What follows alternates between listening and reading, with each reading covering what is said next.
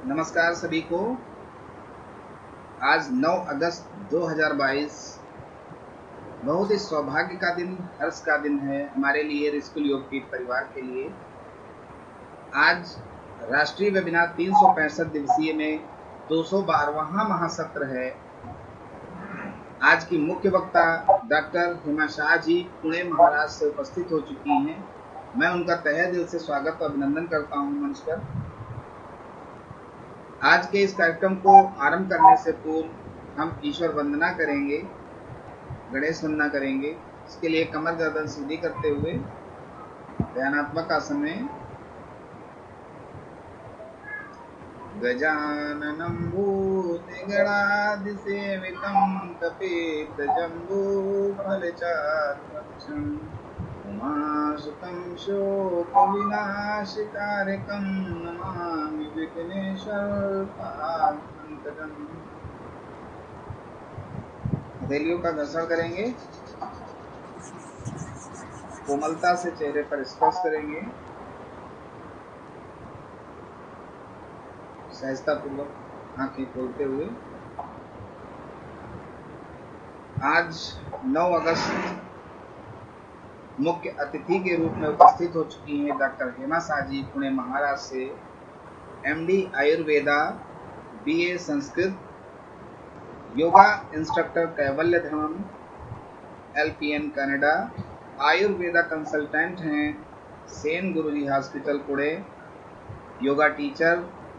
इस तरह बहुत सारे कार्य योग क्षेत्र से, आयुर्वेद क्षेत्र से जो है देख रही हैं। और हमारे इस रिस्कुल योगपीठ वेबिनार आयोजन में कई बार अपना बहुमूल्य समय दिया, आयुर्वेद योग को जो है विस्तारित किया, डिस्क्राइब किया बहुत अच्छे से। आज फिर एक नए विषय के साथ उपस्थित हुई हैं। आज का जो मुख्य विषय है आयुर्वेदिक पंचकर्मा चिकित्सा के फायदे, इस पर आज परिचर्चा होगी और बहुत ही अच्छे तरीके से समझाया जाएगा। मेरी गुजारिश है उन सभी से जो आज फेसबुक लाइव चैनल माध्यम से जुड़े हुए हैं इस वेबिनार आयोजन में, कि वो लगातार जुड़े रहें और इसको मैक्सिमम शेयर करें ताकि बहुत सारे लोगों को इसका लाभ मिल सके। और आज के इस महासत्र को आरंभ करने से पूर्व हम आमंत्रित करेंगे अनुपम कुमार जी को, जो बिहार स्टेट कोऑर्डिनेटर रिस्कुल योगपीठ, आए और डॉक्टर हेमा शाह जी का स्वागत अभिनंदन करें और आज के इस कार्यक्रम को आरंभ कराएं। धन्यवाद। धन्यवाद डॉक्टर शुक्ला सर। सभी को हमारा प्रणाम। मेरा नाम अनुपम कुमार, रिस्कुल योगपीठ की कोऑर्डिनेटर हूँ और आज के सत्र में हेमा मैडम का बहुत बहुत स्वागत है, जो मुंबई से हम के बीच लाइव आ चुकी। तो चलते हैं आज मैडम के पास और आज के टॉपिक के बारे में जानेंगे। तो मैडम आपका स्वागत है, आप आए और अपना व्याख्यान शुरू करें। धन्यवाद शुक्ला सर जी, धन्यवाद अनुपम सर जी।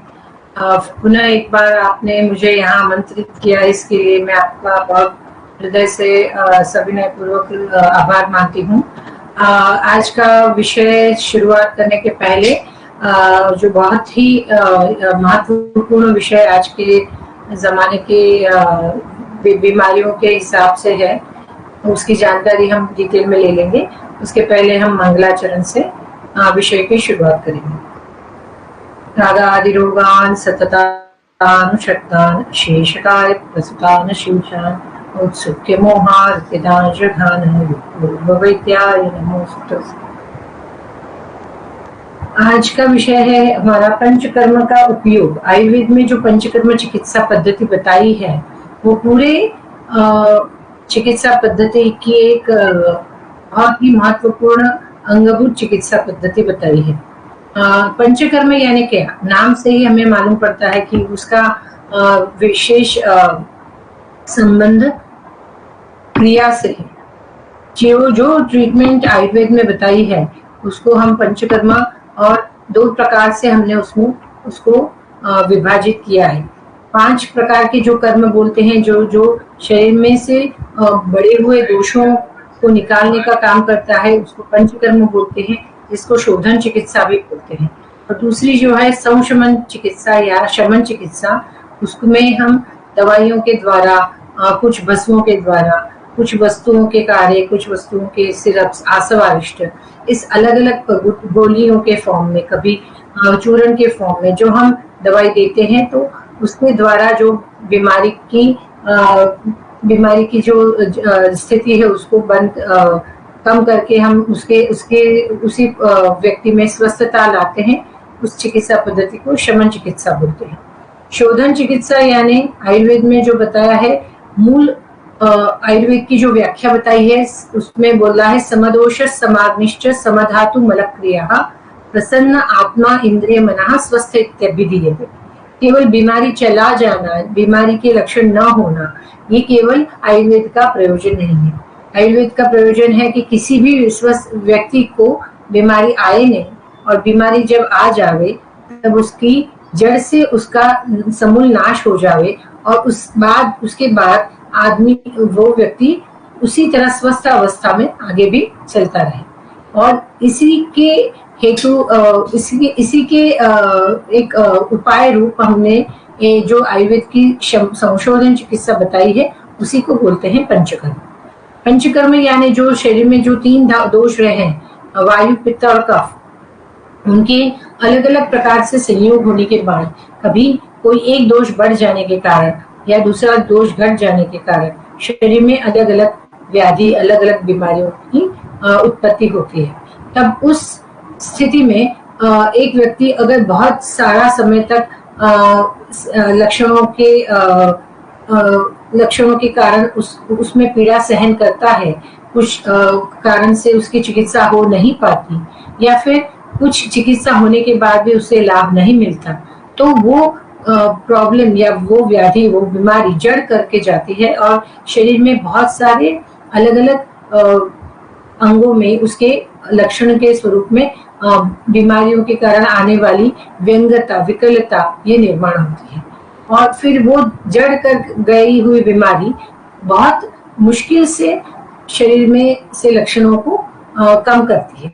तब बहुत सारी दवाइयों का उपयोग करने के बाद, चिकित्सा पद्धति का उपयोग करने के बाद भी हमें जब लक्षणों की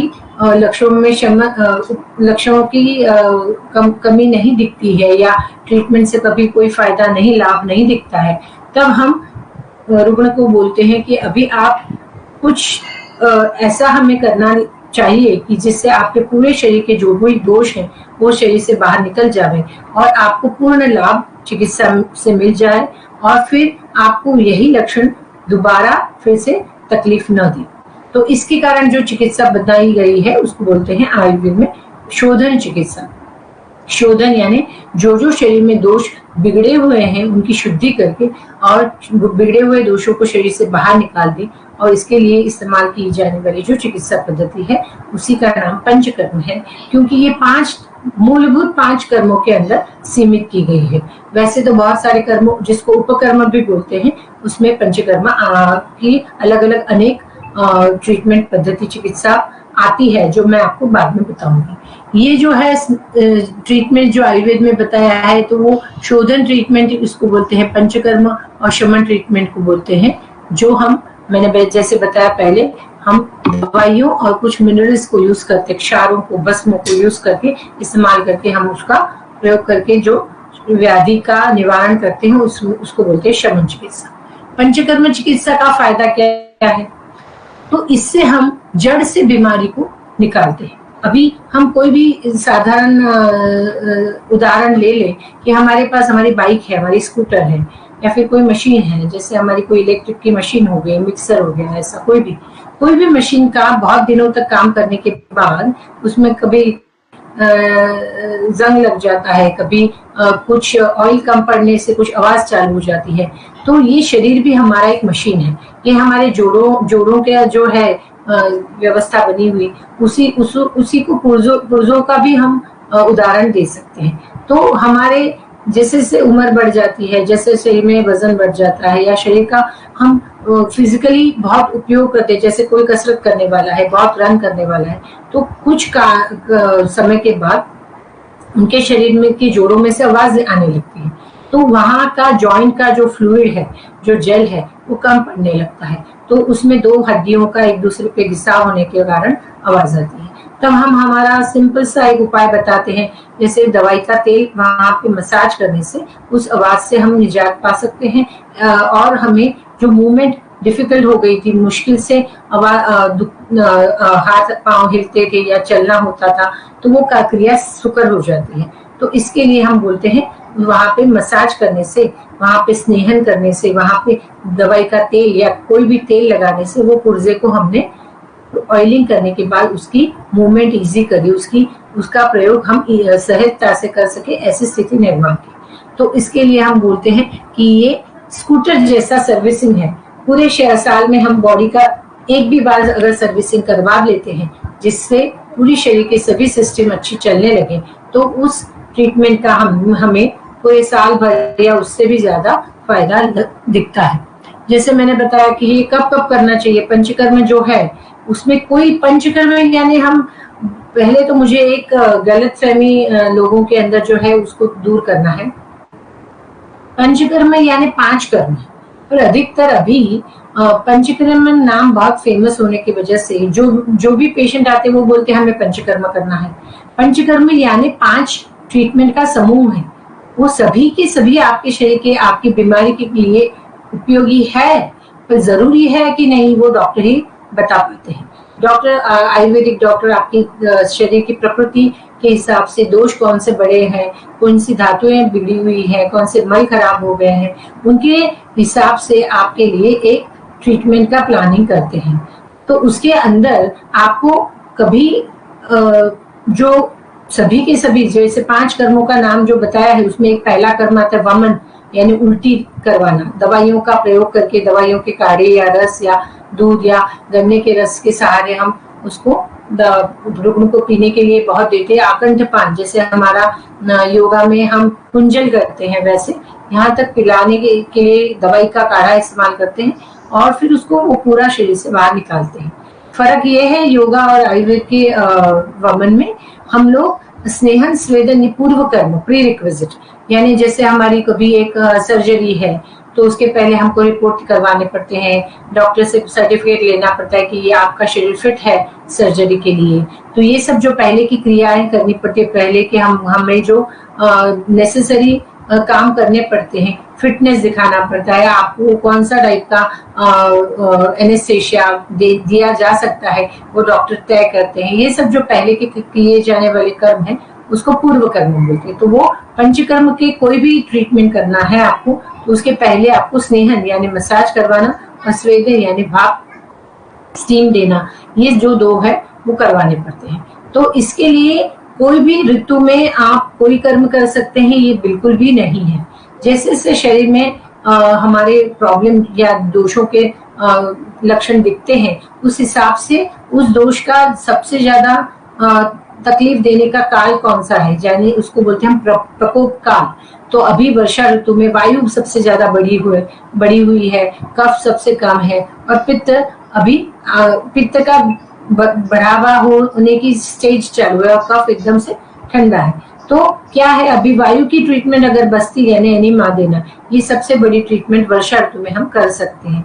शरद ऋतु आई, शरद ऋतु यानी अभी इसके बाद भादो मई मास में जो आता है सीजन, उसमें पित्त बहुत बढ़ता है, तो उसके लिए उसकी ट्रीटमेंट जो है विरेचन वो देनी पड़ती है।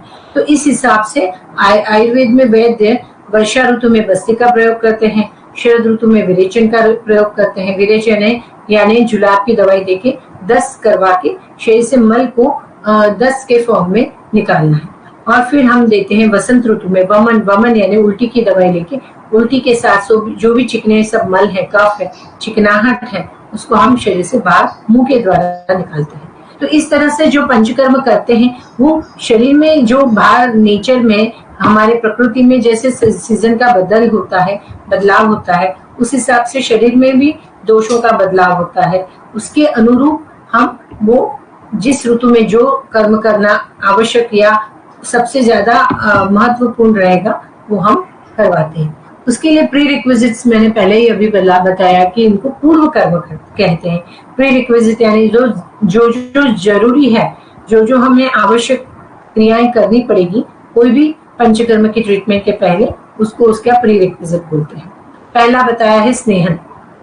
स्नेहन यानी दवाई का तेल या केवल तेल या जो भी स्नेह द्रव्य है, अभी तो तेल या घी से ही हम मालिश करते हैं, तो वो उन सभी अंगों पर उसका मालिश करने से वहां पे वो स्किन के अंदर से वो तेल अंदर जब जाता है तो हमारा जो मानना है कि वो जो जगह है, जैसे हमने कोई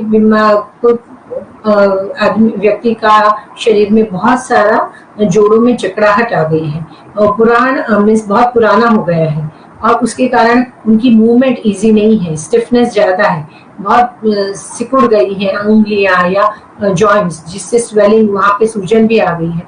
तो उस अवस्थाओं में उन दोषों के जो दोष बढ़े हुए हैं उसके हिसाब से दवाइयों का मिक्स करके सिद्ध तेल को बनाते हैं, जिसको सिद्ध तेल बोलते हैं। वैसा दवाई का तेल हम उन दो जगहों पर मालिश करते हैं। तो पूरे शरीर को ये तेल का मालिश किया जाता है, अलग अलग पद्धति से किया जाता है। जैसे जो जोड़े हैं वहां पे सर्कल में एक गोलाकार वर्तुलाकार स्ट्रोक्स देते हैं, ऊपर से नीचे अनुलोम प्रतिलोम, जो जब लिम्फेटिक जो शरीर में जो कचरा इकट्ठा करने वाली जो सिस्टम है उसको लिम्फेटिक सिस्टम बोलते हैं, जो ड्रेन करता है कचरे को, तो उसके लिए हम नीचे से ऊपर करते हैं। ऐसे अलग अलग विधि से मसाज के स्ट्रोक करके हमको वो स्नेह, वो दवाई का तेल हमको शरीर के अंदर जितना एब्सॉर्ब हो, शोषित हो जावे उतना हमको वो करना है। तो पूरे शरीर का मालिश भी करते हैं और अभ्यंतर स्नेहपान भी बोलते हैं, जिससे अंदर से शरीर का ऑयलिंग कैसे करते हैं। तो हम दवाई का बनाया हुआ घी हम पेशेंट को पिलाते हैं, रुग्ण को देते हैं और उसकी अलग अलग मात्राएं हैं। जैसे पहले दिन 30 ग्राम लिया, फिर दूसरे दिन 60 ग्राम लिया। वैसे शरीर की अवस्था, उनके शरीर में ये इतना दवाई का घी पचाने की ताकत है कि नहीं, वो सब वैद्य रुग्ण के लक्षण देख के उसके अनुसार वो तय करते हैं कितना घी या दवाई का तेल उनको पिलाना है। तो ये पूर्व कर्म के हिसाब से हमको माना जाता है, जिसमें अंदर पेट के अंदर भी हम घी या तेल स्वरूप में स्वरूप में स्नेह देते हैं, यानी ऑयलिंग करवाते हैं, और त्वचा के ऊपर, स्किन के ऊपर भी ऑयलिंग करते हैं। दूसरा है स्वेदन।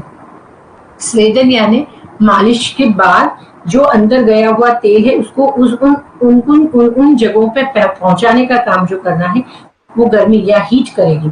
तो शरीर के ऊपर की जो त्वचा के ऊपर जो लगाया हुआ तेल है उसको हम दवाई के काढ़े की भाप लेके उसको सिकाई का जो नाम दे सकते हैं, हम सिकाई करते हैं। सिकाई के हिसाब से आपको जितना शरीर में सहन हो सके उतना ही प्रमाण में हम उनको उतनी स्टीम देते हैं। अलग अलग प्रकार से वो स्वेदन होता है।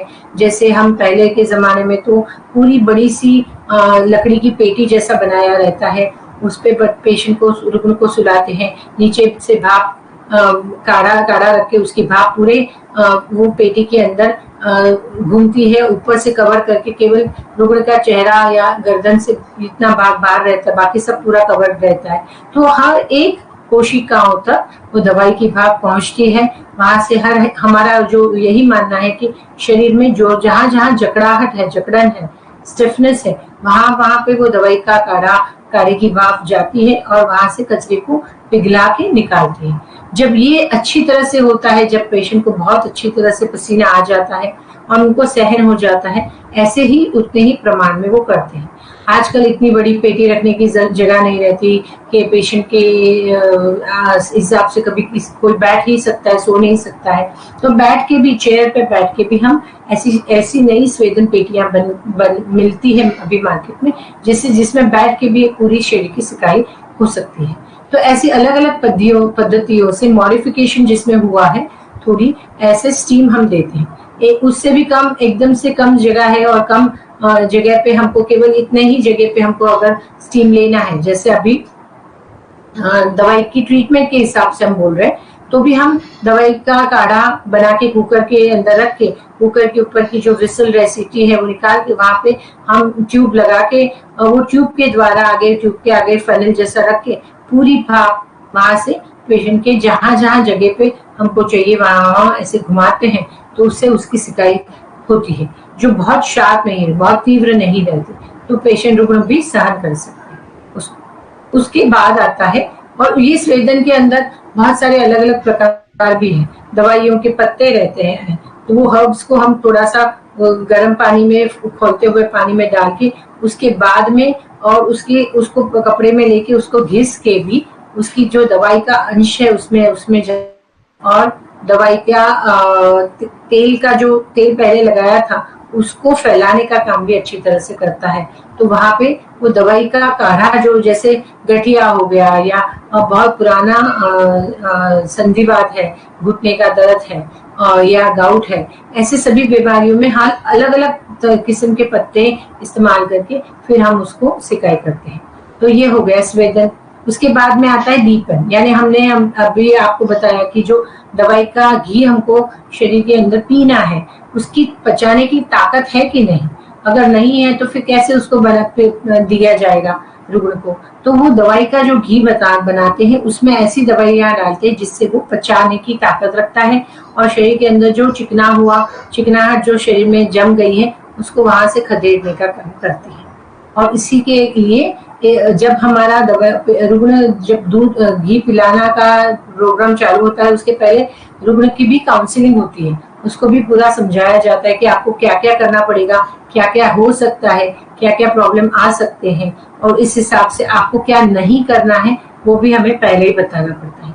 इन सब की पूरी तैयारी अगर रुग्ण की है तभी हम ये प्लान कर सकते हैं, क्योंकि आजकल के जमाने में आज पेशेंट सुबह से 8 घंटे तक एसी में बैठ के शाम को दवाई के सुबह घी पी के शाम को मसाज करने और फिर स्टीम लेने आएगा, तो पूरे शरीर में उल्टा पुल्टा हो रहा है। तो उनको ये बताना पड़ता है कि आपको कैसे घर जाना है, कैसे 2-3 जैकेट या जो भी मफलर है ये सब आपको इस्तेमाल करना है, ठंड में नहीं रहना है, हवा जैसे लगेगी ऐसे वाहन पे हमें प्रवास नहीं करना है, आपको जितने गर्म ही पानी, गुनगुना पानी पूरे दिन पीना है। जब घी पीते हैं तब इतना सारा घी पीने की कभी हमें आदत नहीं है, तब हम घी जैसे जैसे पचा सकेंगे वैसे वैसे हमारी भूख कम होती है और धीरे धीरे फिर खाना हमारा कम होता है। तो ये सब उनको जानकारियां पहले देनी पड़ती है। पाचन यानी वो दवाई को पचाने का काम या दवाई वाला घी पचाने का काम जो करना है, उसके लिए क्या क्या खाने के अंदर चीजों को ले मेन्यूज आपके जो है वो कैसे आप दाल चावल रोटी सब्जी को नहीं खा के पचा सकेंगे, तो कितना हल्का आहार आप ले सकते हैं, खिचड़ी ले सकते हैं, सूप ले सकते हैं, दाल का पानी या उबली हुई सब्जियों का सूप ले सकते हैं, ये सब हमें उनको बताना पड़ता है। तो ये सब प्री रिक्विजिट्स जैसे मैंने बताया कि पूर्व कर्म बोलते हैं उसको, उसमें आता है। अभी पहले बताया वैसे स्नेहन यानी क्या होता है, केवल दवाई का तेल या केवल मसाज नहीं है। स्नेहन यानी हम दवाई का तेल या घी अंदर जो से पिलाते हैं, वैसे ही जब बाहर मसाज करते हैं, हर एक चीज जो आपकी स्किन के नीचे बनी है, जैसे हड्डी हो गई, मसल है, अपना स्नायु है, अपनी ये शिराएं हैं, ये सब इसके अंदर आता है, जिसमें अलग अलग तरीके से मैंने जैसे बताया कि लिम्फेटिक ड्रेनेज के लिए मसाज करते हैं तो कैसे ऊपर से नीचे, आजू बाजू उसने जोड़ों को पकड़ के रखने वाले जो अपने मसल्स हैं वो बहुत कड़क रहते हैं, उसको टेंडेंस बोलते हैं। तो उसकी रख रखाव कैसा है, उसकी रचना कैसी है, उसके हिसाब से उसका मसाज किया जाता है। तो ये अलग अलग स्ट्रोक्स इस्तेमाल करके उसके एरिया को मसाज करना पड़ता है।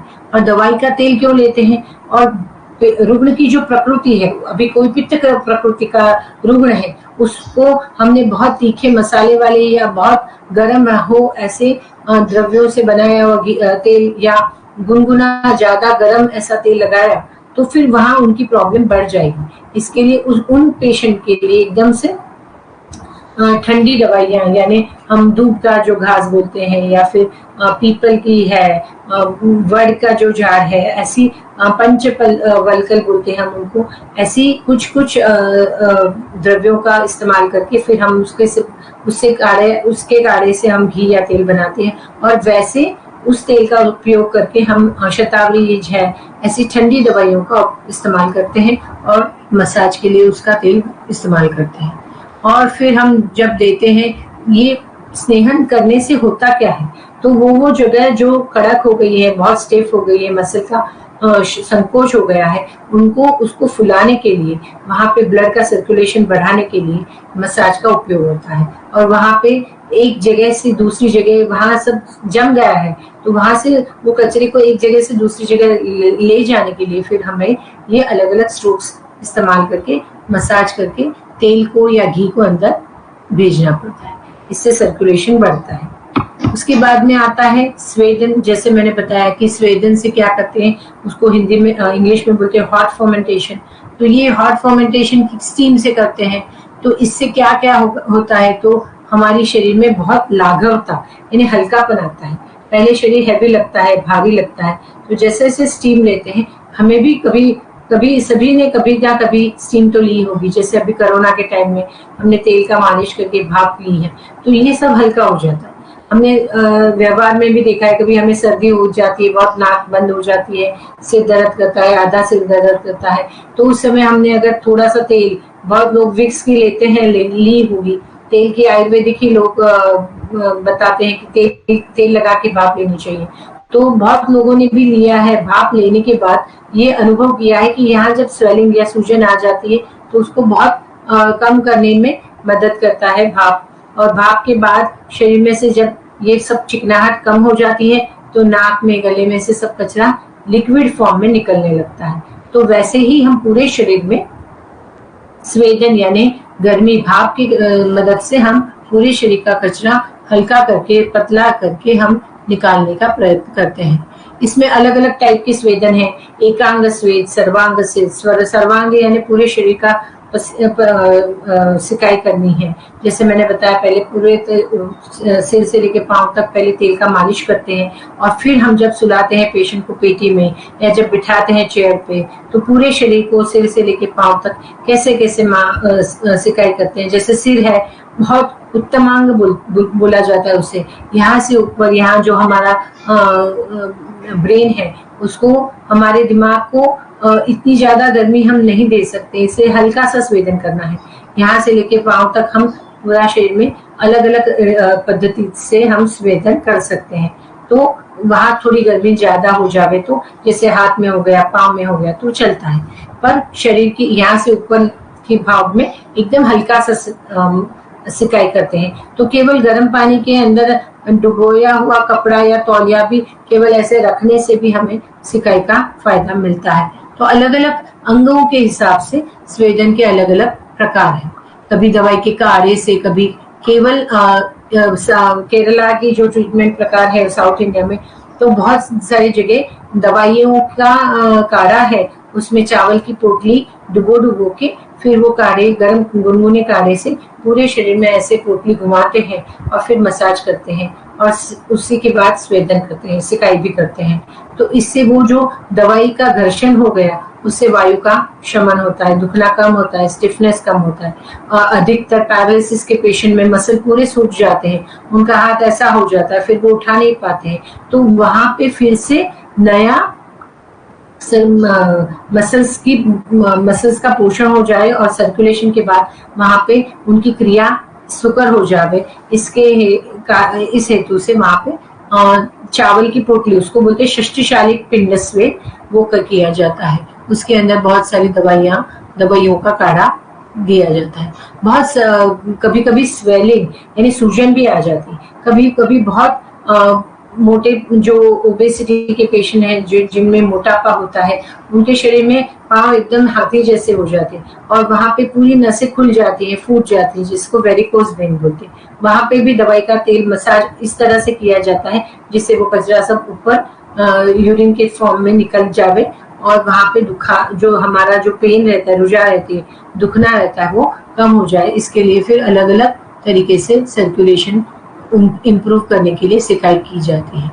और इससे it increases mobility and removes stiffness. इससे स्टिफनेस हमारा कम हो जाता है। जो सिकुड़ी हुई नसें हैं, सिकुड़े स्नायु हैं, उनमें नई जान आ जाती है, वो फूलने लगते हैं, वो अच्छी तरह से नॉर्मल होते हैं और फिर उसकी क्रिया अच्छी होती है, जिसके कारण फिर वो काम अपना अच्छा कर सकते हैं। पैरालिसिस के पेशेंट में तो चेहरे पे से, जिसका फेशियल पैरालिसिस बोलते हैं, पूरा चेहरा ऐसा टेढ़ा हो जाता है, उनके यहाँ पे भी मसल्स में बहुत सिकुड़ाहट आ गई है, तो संकुचित बोलते हैं हम उसके, मसल्स आकुंचन प्रसारण नहीं कर सकते हैं, तो तभी भी दवाई का तेल हम लगा के उनको ये करते हैं, बड़ा फुलाने का काम करते हैं।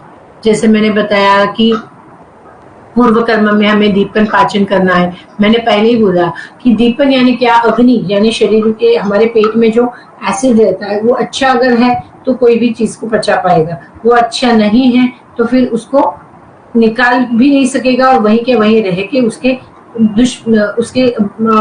गलत परिणाम, उसको गलत तरीके से उसको शरीर में तकलीफ देने की शुरुआत करेगा। इसके लिए हमारी जो दवाई अंदर जाती है उसके अंदर जो है हम सौंठ, काली मिर्च, अजवाइन, ऐसी सब अलग अलग दवाइयाँ, या निर्गुणी जो बोलते हैं, देवदारू बोलते हैं, पुनर्नवा है, ऐसी बहुत सारी दवाइयाँ हैं जिनको हम उसके काढ़े से घी को बनाते हैं और फिर वो दवाई का घी या तेल मालिश या पीने के लिए इस्तेमाल करते हैं।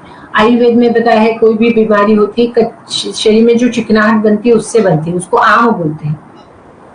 तो वो जहां जहां जाके अटकता है वहां पे उसके लक्षण दिखाता है और फिर वहां पे बीमारी दिखाता है, बीमारी के लक्षण दिखाता है।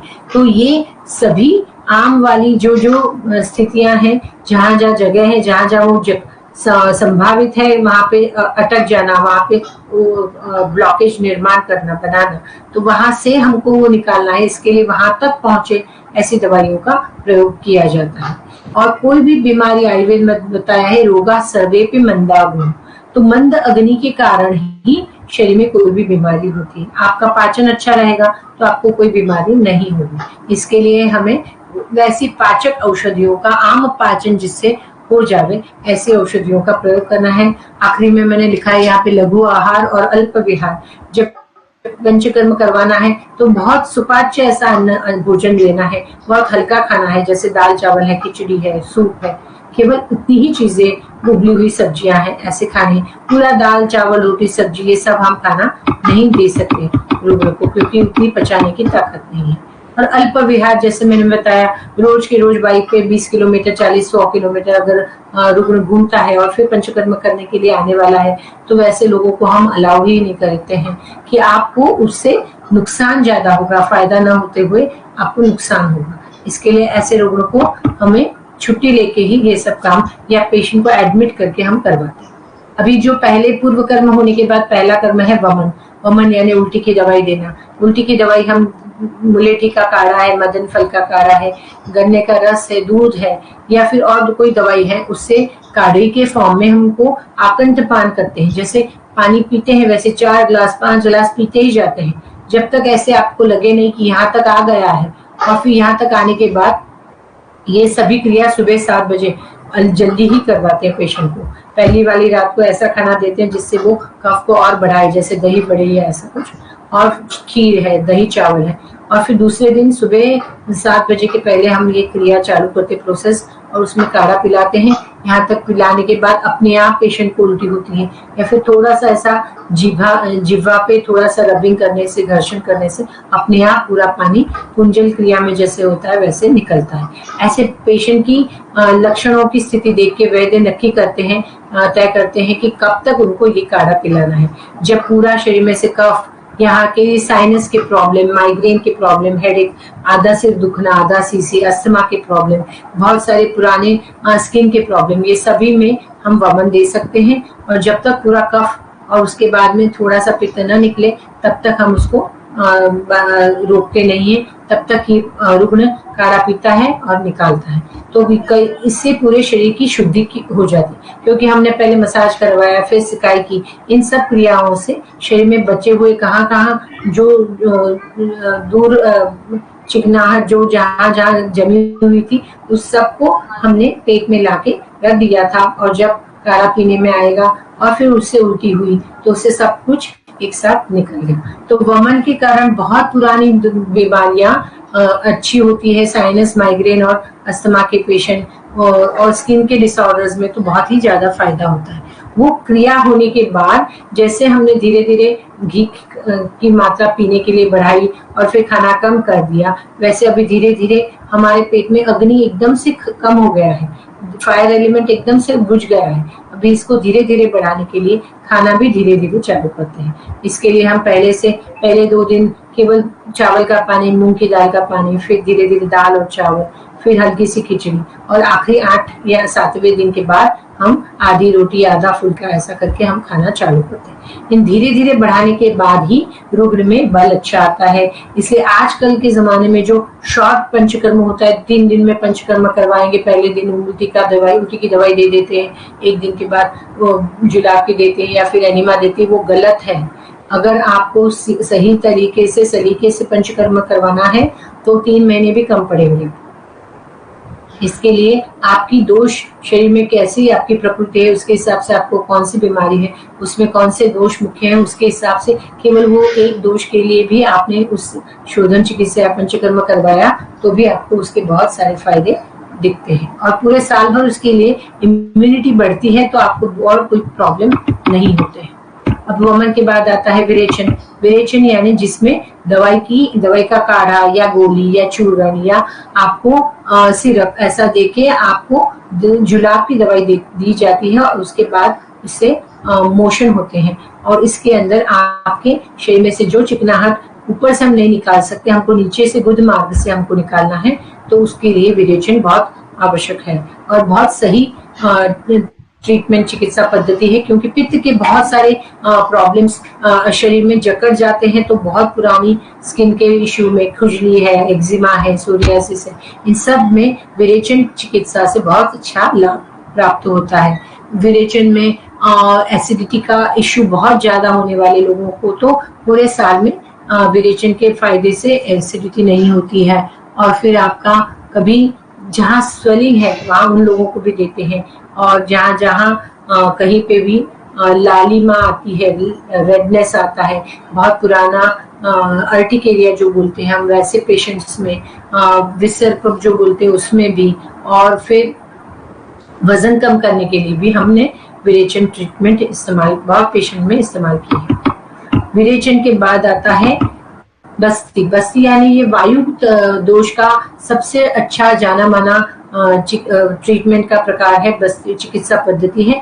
उसमें वायु को हम कम कंट्रोल में करेंगे तो जोड़ों के दर्द, कभी शरीर में बहुत वजन कम होना, फिर बहुत सारे शरीर में बहुत जिसे अल्प आयु में बहुत जिसने मेहनत का काम किया है उसके शरीर में सभी स्नायु सूख जाते हैं, उसके शरीर चेहरे पे बहुत कालापन आ जाता है, अच्छी फ्रेश नहीं दिखती है स्किन उनकी। बल, वर्ण, आयुष, इन सबको बढ़ाने के लिए हम बोलते हैं बस्ती ट्रीटमेंट बहुत अच्छी है। और इसकी वजह से आपका स्टेमिना, आपकी इम्यूनिटी बढ़ती है और इट डिलेज एजिंग प्रोसेस, यानी हर दिन हमारा शरीर शीर्यमान बोलते हैं, शीर्यते इति शरीरम बोलते हैं, जैसे हर दिन शरीर में कुछ ना कुछ बदलाव होता है, शरीर हिसाब की ओर जाता है। तो ये उम्र के हिसाब से आने वाले जो लक्षण हैं उनकी स्पीड हम कम करने के लिए हम टाल तो नहीं सकते, पर उसकी स्पीड उसकी गति हम कम कर सकते हैं।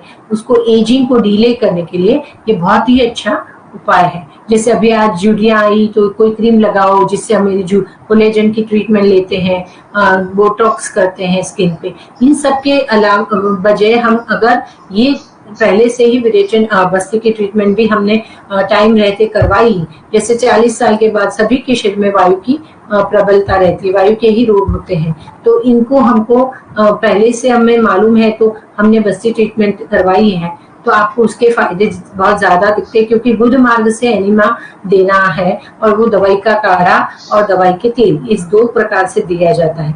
जो दवाई का काढ़ा है उसको बोलते हैं निरूह बस्ती, वो शरीर से बाहर निकल जाता है तुरंत 40 मिनट के अंदर, और दूसरा जो है उसको बोलते हैं अनुवासन बस्ती, वो तेल से बनाया, दवाइयों के तेल से बनाया होता है या केवल तिल से दिया जाने वाला बस्ती रहता है, तो उससे वो शरीर में टिकता है और उसकी वजह से वो गुद मार्ग में आपके रेक्टम में वो धारण किया जाता है और उसके प्रभाव से पूरे शरीर का वायु वहाँ कंट्रोल होता है और उसके कारण आपको वायु दोषों के पुराने सभी प्रॉब्लम्स में फायदा दिखता है। अभी उसकी जो बताए हमने 2 प्रकार, उसके अलावा भी उत्तरवस्ती यानी हम इनफर्टिलिटी में पुरुषों में और स्त्रियों में अलग योनि मार्ग से स्त्रियों में और पुरुषों में भी उनके पीनस के मार्ग से हमको वृषण मार्ग से हमें जो एनिमा जैसे दवाई बेचते हैं उसको हो उत्तरवस्ती बोलते हैं। वो वंध्यत्व की ट्रीटमेंट में हम उसका प्रयोग करते हैं। और बहुत सारी नई बस्तियों के प्रकार निकले हैं, क्योंकि हम जैसे यहाँ गर्दन में सर्वाइकल स्पॉन्डिलाइटिस है तो वहां पे ही उतने ही जगह पे हम दवाई का काढ़ा, दवाई का तेल ये रख के उसकी आजू बाजू एक उड़द के आटे से एक दीवार जैसा बना के वहां रोक के रखते हैं दवाई के तेल को और गुनगुना तेल उसमें डालते हैं। दवाई के काढ़े से सिद्ध बना हुआ तेल है तो वो अंदर खींचता है वहां की जो हड्डी है वो अंदर ये दवाई का तेल चूस लेती है तो वहां पे उससे बहुत अच्छा पेन में आराम मिलता है, स्वेलिंग में, सूजन में आराम मिलता है, दर्द कम हो जाता है और स्टिफनेस वहां का सिकुड़ापन कम हो जाता है। तो वो अगर यहाँ पे देते हैं तो उसको मन्याबस्ती बोलते हैं, हृदय पे करते हैं तो रुद्रबस्ती बोलते हैं, कमर के ऊपर करते हैं तो कटिबस्ती करते हैं। आंखों की बीमारियां, जो बहुत ज्यादा स्ट्रेस आता है जब स्क्रीन देखनी पड़ती है पूरे टाइम, कंप्यूटर आईटी के लोगों को सभी का वर्क फ्रॉम होम होने की वजह से आंखों का उपयोग ज्यादा होने लगा है तो आंख थक जाती है और आंखों के आजू बाजू काला हो जाता है तो उसको भी कम करने के लिए हम नेत्र तर्पण यानी नेत्र बस्ती बोलते हैं, वैसा ही काम करते हैं। यहाँ दवाई का घी इस्तेमाल करते हैं। तो ऐसे बस्ती के अलग अलग उप प्रकार भी बताए गए हैं। आगे आने वाली ट्रीटमेंट का प्रकार है उसको बोलते हैं नस्य यानी नाक में से जो दवाई हम डालते हैं और बेचते हैं और जो यहाँ तक जाती है ब्रेन तक हमें जो पहुंचानी है दवाई, वो उसका रास्ता केवल नासा है। नासा ही शिरसोद्वार ऐसा बताया गया है। हम कान में डालेंगे गले में आएगी, आंख में डालेंगे फिर भी गले में आएगी। नाक में एक प्रॉपर पोजीशन से डालेंगे तो वो दवा पहले पहुंचती है ऊपर और फिर कचरे को साथ में निकाल के लेके गले में आती है, जिसको हमें बाद में थूकना है। तो नस्य के भी बहुत अच्छे फायदे हैं। जिनको बहुत पुराना साइनस का प्रॉब्लम है, आधा शीशी का प्रॉब्लम है, माइग्रेन है, बहुत हमेशा सूजन रहती है, आंखों की बहुत रोशनी कम हो गई है, आंखों से दिखना कम होता है, हमेशा कान में कुछ आवाज सुनाई देती है, बालों का झड़ना, पकना, गले का यहाँ पे आवाज बैठ जाना, फिर बहुत सारे लोगों को रात को हम खराटे लेते हैं तो वो जो प्रॉब्लम है उन सब के लिए नाक में दवाई से बनाया हुआ तेल का ड्रॉप डालना ये बहुत जरूरी है। कोरोना के टाइम में भी हमने सबको, आपको पहले भी मेरे वाले पहले लेक्चर्स में बताया था कि अणु तेल नाम के तेल का प्रयोग सभी लोग कर सकते हैं। नाक में तेल का 2-2 बूंद ऐसा इतना झुक के हमने डाली तो वो वहां तक पहुंचती है। यहाँ पे जो साइनसेस है वहां पे कचरे को खुद को उसके साथ चिपका के कचरे को निकालती है। तो शरीर से ये हल्कापन आने की वजह से शरीर से ये सब बीमारियां, माइग्रेन का कोई इलाज नहीं है। इसके लिए ये सिंपल उपाय करने के बाद अगर वो फायदा आपको लगे तो वो हमेशा के लिए भी आप कर सकते हैं, जिससे आपकी दृष्टि भी बढ़ती है और आपका कंसंट्रेशन और आपका ग्रास्पिंग पावर भी बढ़ता है। तो नस्य के बहुत सारे फायदे हैं और बहुत सारे फीट आने वाले एपिलेप्सी के पेशेंट्स में हमको इस्तेमाल किया है, बहुत अच्छे रिजल्ट्स मिलते हैं। नींद ना आना बहुत बड़ी समस्या है आजकल, स्ट्रेस की वजह से रात को जो काम करते हैं जग के, उनको दिन में नींद नहीं आती है, तो उनके लिए भी अगर नस्य करके सो जावे तो बहुत फायदा होता है। उनकी नींद अच्छी और गहरी आती है और इम्यूनिटी भी बढ़ती है। कभी भी ये जो फेस पे जब ये साइनसेस जम जाते हैं तो स्वेलिंग आता है, सूजन आती है, तो सर्दी खांसी बार बार होने के लोगों को एंटीबायोटिक के अलावा फायदा ही नहीं होता, बार बार उनको लेना पड़ता है। उन लोगों ने आज से ही, अभी से ही अगर इस ट्रीटमेंट का इस्तेमाल घर बैठे कर सकते हैं। ये उपक्रम ऐसा, ये ट्रीटमेंट प्रकार ऐसा है जो आप अपने हाथ से खुद से घर पे कर सकते हैं। बाकी सब दवाइयों को डॉक्टर के सामने ही करना पड़ता है, डॉक्टर की निगरानी में, और वो बताए वैसे ही करना है।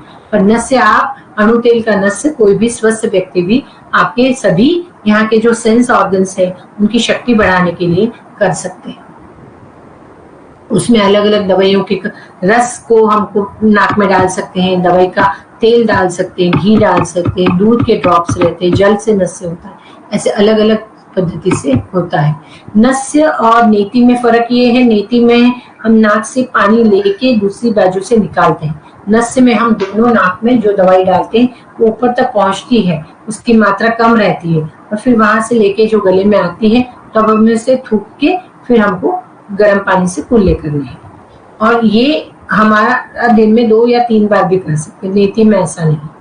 आखिरी वाला जो पंचकर्म का ट्रीटमेंट प्रकार है उसको बोलते हैं रक्त मोक्षण यानी ब्लड लेटिंग।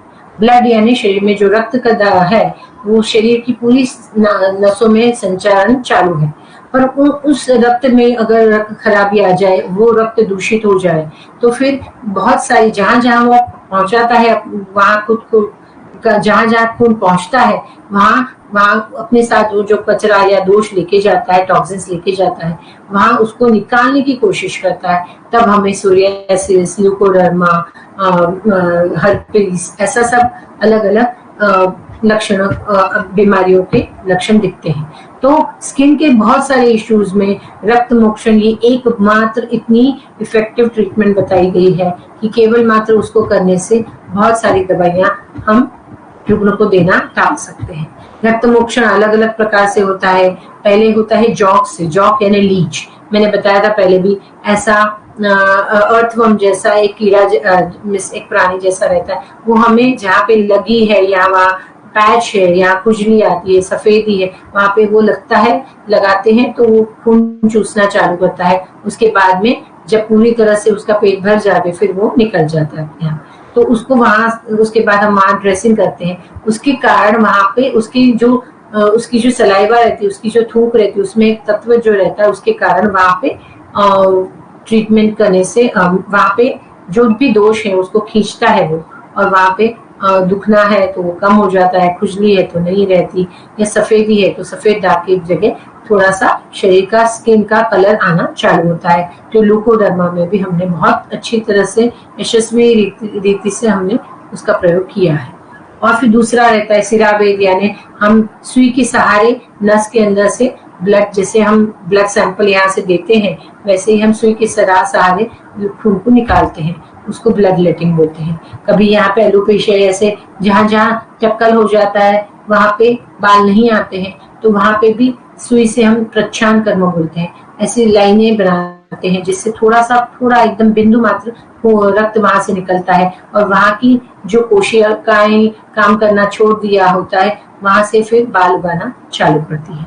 उसके बाद अलाबू और शुंग, यानी पुराने जमाने में ऐसे सिंगी रहती है, उसको सिंगी ट्रीटमेंट बोलते हैं, वो भी लगा के वहां से वैक्यूम क्रिएट कपिंग जो बोलते हैं वैसे ट्रीटमेंट करने से खून का जो दूषित रक्त है उसको हम खींच के वहां से प्रॉब्लम को सॉल्व करते हैं, तो सूजन निकल जाती है और खुजली भी बंद हो जाती है। अभी ये सब ही हमने पंचकर्म के जो बताए हैं उपयोग, उसका उपाय उसको क्यों करना चाहिए। तो आयुर्वेद में सभी व्याधियों की ट्रीटमेंट जो बताई है, और ऐसा कोई भी रोग नहीं है जो पंचकर्म से अच्छा ना हो। इसलिए जिन जिन पेशेंट्स में, जिन जिन रुग्णों में, स्वस्थ व्यक्तियों में तो मैं पहला बताना चाहूंगी, जैसे हमने अभी आज कोविड का वैक्सीन लिया तो हमें मालूम है कि हमें कुछ दिन तक, कुछ साल तक के हमें ये कोविड की जो वैक्सीन है इसकी असर रहती है, जिसके कारण उसकी इम्यूनिटी हमें मिलेगी।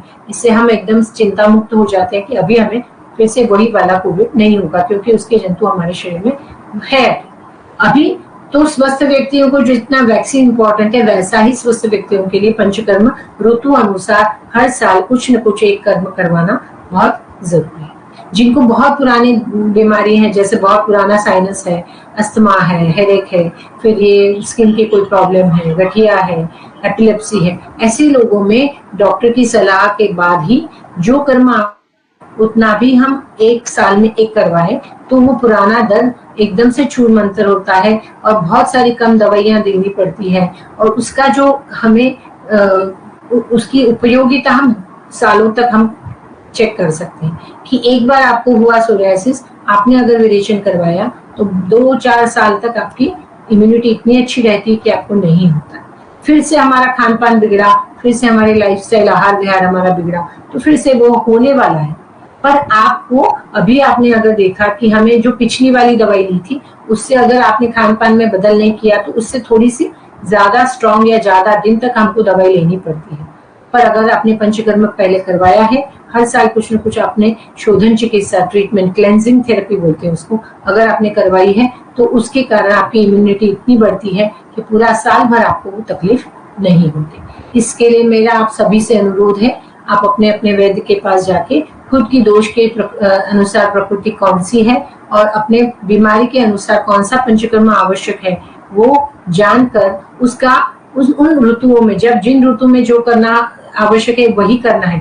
नहीं तो अभी मैं बोलूं मुझे वमन करना है तो इस ऋतु में हम नहीं कर सकते, वर्षा ऋतु बस्ती का ऋतु है, तो तब हम उल्टी की दवाई नहीं ले सकते। बहुत ही प्रॉब्लम है। और डॉक्टर की जो सारा विवेक बुद्धि हम बोलते हैं ना, हम डायग्नोसिस करने के बाद यही ट्रीटमेंट जरूरी है ऐसा बताते हैं, तो उनकी सब चारों उसके लक्षण कैसे हैं ये सब जान के फिर उसको फिक्स करते हैं कि अभी यही ट्रीटमेंट से फायदा होता है, तो वो डॉक्टर अपने हिसाब से करते हैं। पर खुद से आप नहीं करें खुद से, और ये ट्रीटमेंट अंडर ऑब्जर्वेशन करने से उसके लाभ बहुत मिलेंगे। तो मेरा आप सभी से अनुरोध है कि आपने अपने बॉडी की सर्विसिंग करना बहुत जरूरी है। पूरे साल में हम दिवाली की सफाई करते हैं, घर की सफाई करते हैं, स्कूटर की सर्विसिंग करते हैं, शरीर की सर्विसिंग करना भूल जाते हैं। तो जितना हो सके खुद की प्रकृति देख के डॉक्टर की सलाह से पंचकर्म जरूरी करें। धन्यवाद।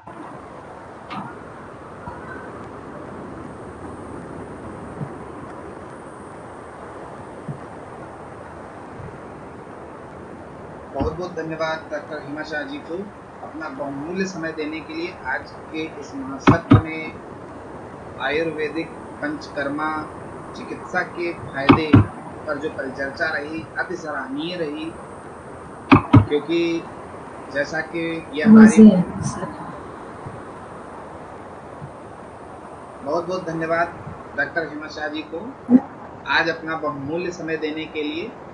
हमारे राष्ट्रीय वेबिनार 365 दिवसीय में आज का जो टॉपिक रहा आयुर्वेदिक पंचकर्मा चिकित्सा के फायदे, जो परिचर्चा इस पर हुई है, बहुत ही सुलझा हुआ कॉन्सेप्ट था और पॉइंट टू पॉइंट जो है आपको बताया गया है।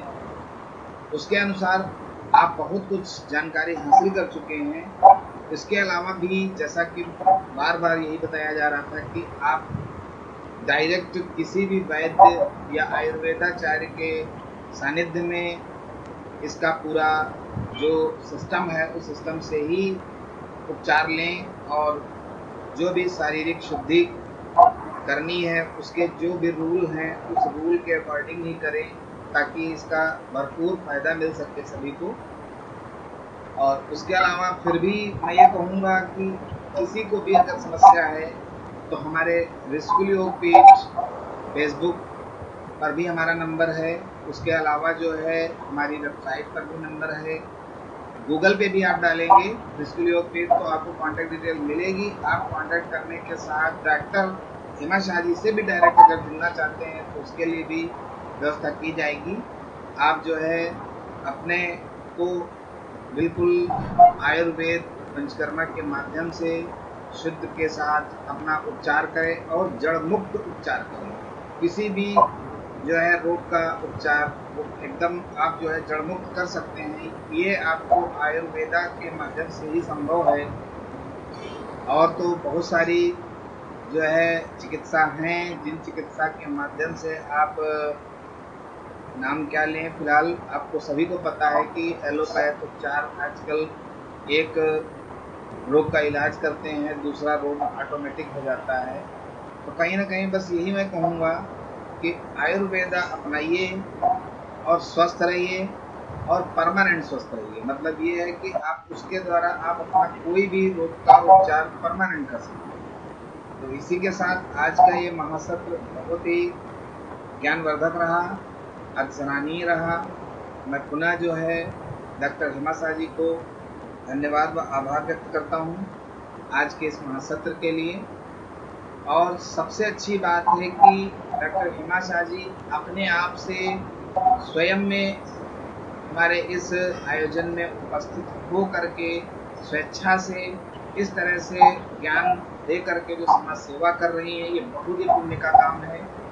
न जाने कितने लोग हमारे इस वीडियो को देखेंगे, यूट्यूब चैनल माध्यम से भी इसका ज्ञानार्जन करेंगे और बहुत सारे लोगों को इसका लाभ मिलेगा और ये वीडियो होल लाइफ पड़ा रहने वाला है, जो आपको न जाने कितने लोग इससे फायदा लेंगे।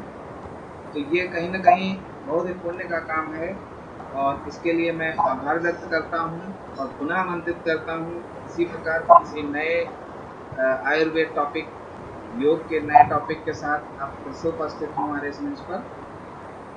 और आज के इस कार्यक्रम को यहीं पर विराम दिया जाएगा। इसके लिए हम शांति पाठ करेंगे, 3 बार जो है गायत्री मंत्र का उच्चारण करते हुए शांति पाठ करेंगे। सभी लोग ध्यानात्मक आसन में। ओम भूर्भुवस्सुः तत्सवितुर्वरेण्यं भर्गो देवस्य धीमहि धियो यो नः प्रचोदयात्। ओम भूर्भुवस्सुः तत्सवितुर्वरेण्यं भर्गो देवस्य धीमहि धियो यो नः प्रचोदयात्। ओम भूर्भुवस्सुः तत्सवितुर्वरेण्यं भर्गो देवस्य धीमहि धियो यो नः प्रचोदयात्। ओम शांति शांति शांति। हथेलियों का घर्षण करेंगे, कोमलता से चेहरे पर स्पर्श करेंगे।